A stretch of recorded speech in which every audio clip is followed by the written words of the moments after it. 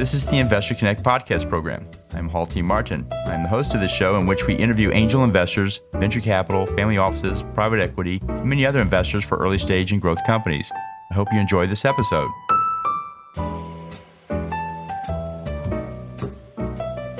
Interested in raising funding for your startup? For your next fundraise, consider 10 Capital Syndicate Platform, an online portal using a special purpose vehicle. The Syndicate Platform allows for online investment and access to over 12,000 accredited investors. Log into the 10 Capital Syndicate Platform to find your next investment.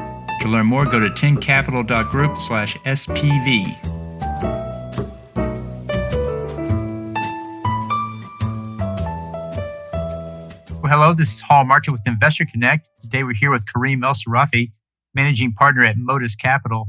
Modus Capital is the entrepreneurial ecosystem development platform with a holistic operations methodology, providing a platform to support the development of sustainable MENA markets in frontier economies via three supporting entities: Modus Venture Builder, Venture Capital, and Corporate Innovation. Kareem, thank you for joining us. Thanks for having me, Hall. Pleasure. Great. Let's start off with your background. What were you doing before you started doing investment in early stage companies? So I was actually building companies prior, an entrepreneur. I see this as predominantly my most recent entrepreneurial endeavor. I had built a couple of startups before, last of which was Unitas.com, network care coordination software that helped initially veterans who were transitioning out of the military in the US get connected to the resources that they needed. And that expanded to the entire health and human service industry. And at the hands of my fellow co-founders after I transitioned, it's now a unicorn. That's great. So what excites you right now? I think continuing to, what I'm doing with the Modus platform is continuing to support, to have a positive social impact, right? That was what really drove me when founding Unitas.com and, having a positive impact on people's lives. And now the way I see it is really exciting for me is I get to do it twofold, right? One is supporting entrepreneurs and them achieving their dreams and their goals in the startups that they're actually building. And then through the startups that they're building, continuing to have a positive social impact. Great. So you see a lot of startups and a lot of investors out there. What's your advice for people investing in startups? What do you tell them to do before they write the check? I think the most important thing is to, make sure that the team has good synergy, and where there are maybe expertise gaps, make sure the team has a plan for it. The other thing is the culture. I think the culture is critical, right? The way that we look at startups as an investor is we look at the founding team, right? Okay, they may be great subject matter experts, but do they have the ability to attract and retain talent by building a very strong corporate culture? Because for us, a company is a group of people working together towards the same goal, people being the main value creators there. So that's really critical. Well, that's great. And then on the other side of that table, what's your advice for startups raising funding? What do you tell them to do before they launch that campaign? Understand the role that capital plays, right? I use this analogy. If you think of a startup like an F1 team where, the capital is the fuel, right? You need the gas to be able to race. The product is the vehicle, and then the team and the founders and the team are essentially the driver and the pit crew, right? So understanding the role that capital plays, and with that, make sure that you're actually taking capital that can be of strategic value added. If all you're looking for is just the capital because all you need is the capital, great. I think that makes it a lot easier and you're able to cast a broader net. But if you're at that very early stage, you want to have investors that can really contribute in a meaningful way. Very good. Well, let's talk about the state of startup investing. How do you see the industry evolving from here? Yeah, so, we're predominantly in the Middle East right now, MENA, standing for Middle East and North Africa. And what we see there, it's a very nascent ecosystem, right? And the great thing is that there's a lot of government support in developing that ecosystem, right? SMEs are the backbone of any economy. How do you get companies to an SME level? You got to really invest in startups, right? And then you've got two country profiles. You've got the countries that are predominantly making their sustainability off of oil rents, right? And they need to diversify off of that. They need to develop local, sustainable private sector markets. And then you've got others that aren't, like Egypt, for example, over 120 million population and great opportunity there. So what we see is that, there's a big push to going in there, and we're seeing that it's slowly maturing, right? And one of the things that we think is a critical gap there is experience, right? In a nascent entrepreneurial ecosystem, you don't have enough people who have gone from idea to exit. So there's critical skills gaps. And this is essentially how we're looking to solve that problem for the venture building. We leverage the very, very skilled talent that's there. And then we plug in the gaps by, supporting with more experienced talent from, Europe and the US. Great. And so what do you think is the biggest change you'll see in the next 12 to 24 months in the MENA region? I think there's a lot of capital going in right now. It's kind of hot from an investment standpoint. What I see is countries or the investors focusing more on businesses that don't follow, much more mature markets, right? And what that means is investing for a company to be able to get to a liquidity event such as an IPO. That's happened in the MENA region, but the MENA region still hasn't matured enough to be able to sustain those types of liquidity events. So I think what we'll see is investors focusing more on companies that have very strong unit economics. It's a region that is ripe with multi-generation family-owned businesses and traditional businesses, right? Brick and mortar. And these businesses are now looking, and which is COVID has been a significant accelerant to digitizing, right? Taking their core infrastructure and leveraging it in a digital way to be able to create additional opportunities and essentially get ahead of the curve. Great. So let's talk about the investment thesis you're using in your work there. What exactly is your criteria and what are you looking for?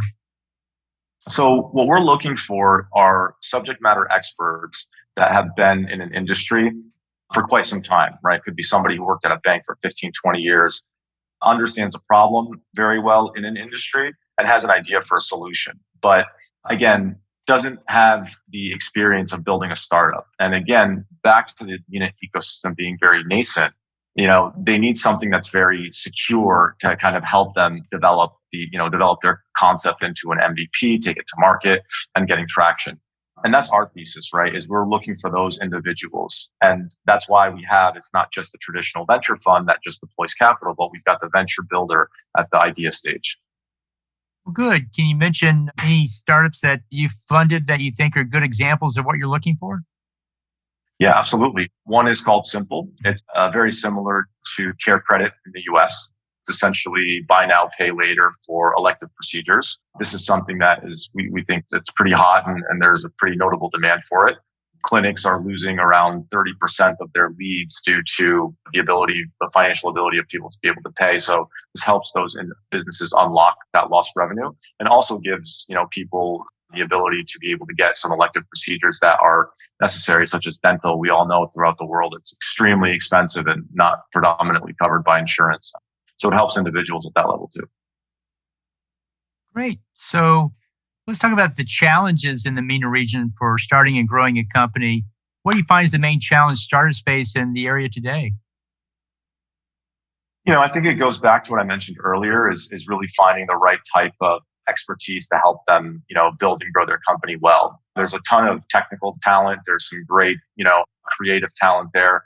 But when you're talking about principles such as data-driven product iteration, data-driven digital growth, these frameworks they're not really adopted and they're very, they're not even really very understood in the region. So what we see entrepreneurs taking, maybe 2 to 3 years to achieve what they really could have in about maybe 10 to 12 months. And this is because of that skills gap, right? Mm-hmm. They're essentially learning on the fly. And then even on the investor side, if you're investing, you're investing and you're paying for the learning curve of this entrepreneur. And that is always expected to some extent, right? But there's a more efficient way to do it.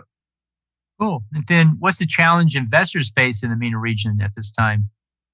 I think it's finding those really stable companies, right? You've got some individuals who have had successful exits and they have no problem getting funding. But the challenge for the investors is there's an overabundance of funding for them, right? And the deal flow is not as mature. It's still maturing.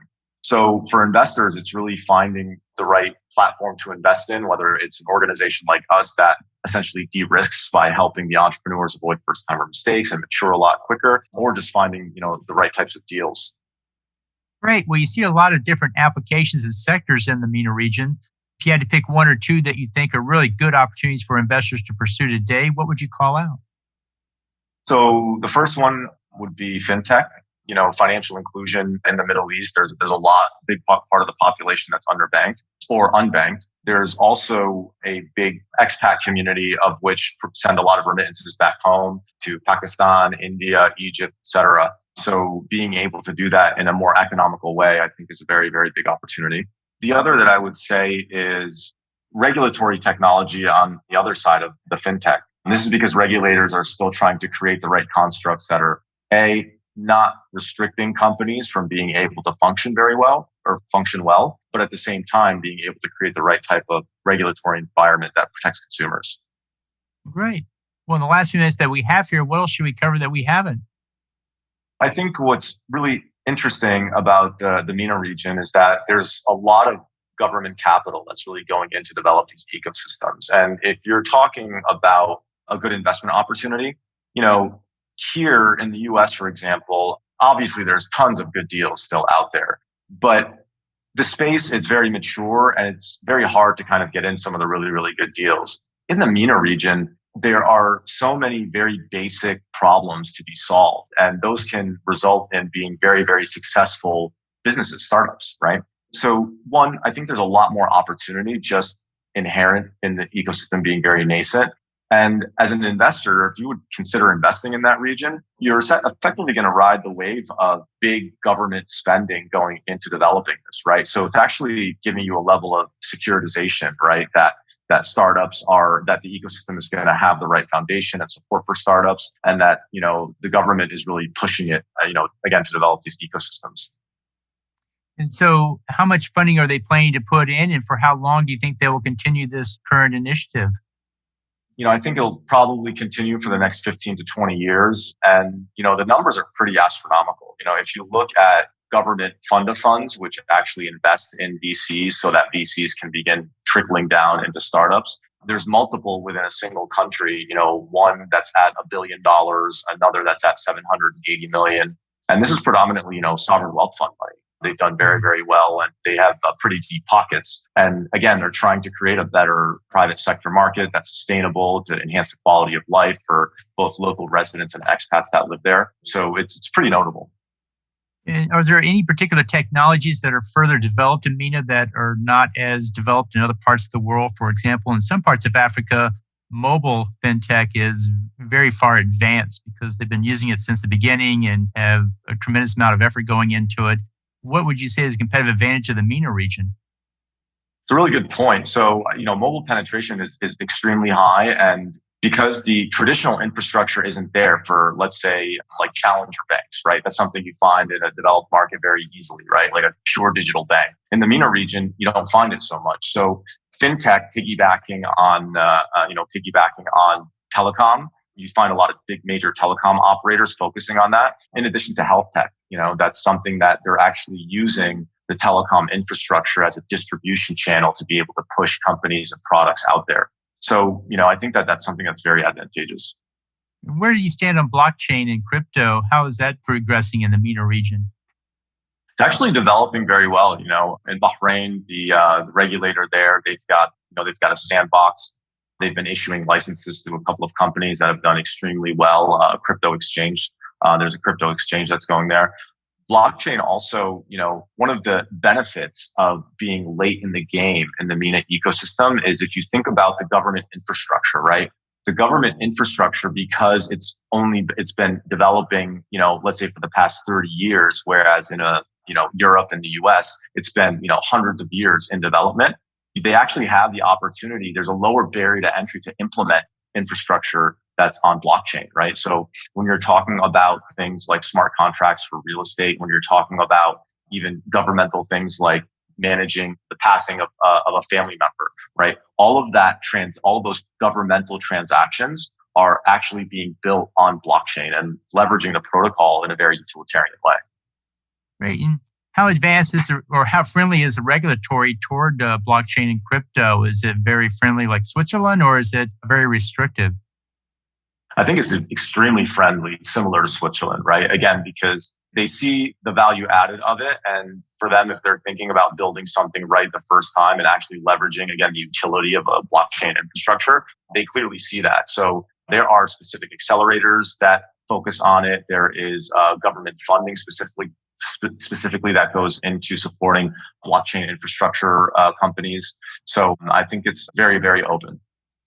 Great. Well, I've had many blockchain companies come to me, and there was an interest in doing work in the MENA region because of the value add that blockchain brought to the table and transparency and all the other things with smart contracts and so forth. And it seemed like the regulatory was still trying to play catch up to it. How effective do you think regulatory is going to be in making decisions about putting stable coins together for the currency, et cetera, versus not being able to do that?